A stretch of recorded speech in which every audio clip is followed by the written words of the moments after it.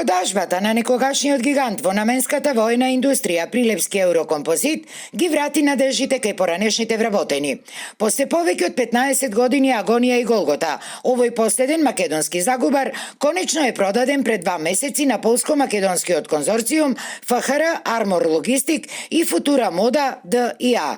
Новиот газда веќе им ја исплати и првата од вкупно 4 рати од околу 1,2 милиони евра, а кои работниците ги имаат како побарувања по различни основи.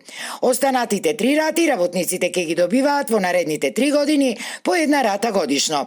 Според работниците, иако ова се само 65% од нивните побарувања, сепак тие се колку толку задоволни.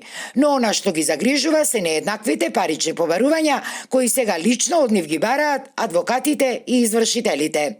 Не знам, сите различно бара пари, извршителите исто така. Што извршија тие за ние да му платиме. Тоа беше сето извршено.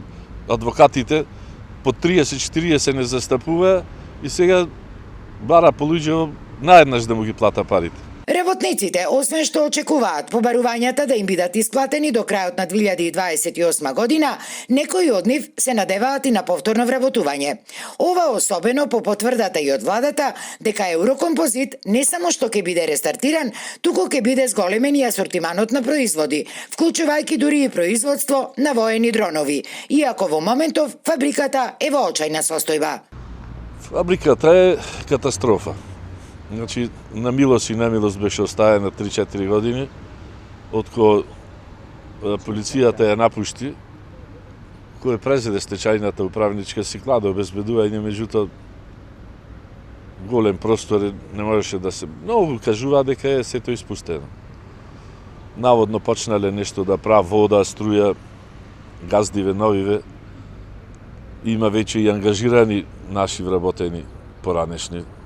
Инаку, според најавите од државата, рестартираниот Еврокомпозит треба да го прошири и модернизира своето производство согласно потребите на домашните и странските пазари. А целосното сопствеништво врз компанијата, новите газди треба да го преземат по исплатата на сите побарувања, односно кон крајот од 2028 година.